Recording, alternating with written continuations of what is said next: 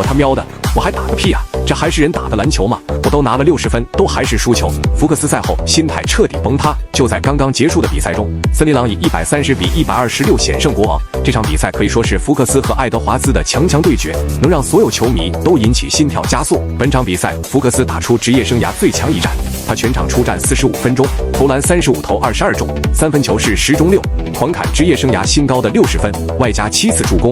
本来这场比赛是福克斯最完美的一场比赛，然而这一切最终都被爱德华兹亲手摧毁了。爱德华兹今晚同样打出了超级巨星的表现，今晚好像是开了挂一样，怎么打怎么有，防都防不住，全部都是个人单打能力，并且在关键时刻连续打出2个2+1，成功帮助森林狼拖入加时。进入加时后，凭一己之力拿下比赛胜利，同时也摧毁了福克斯的最完美的生涯之夜。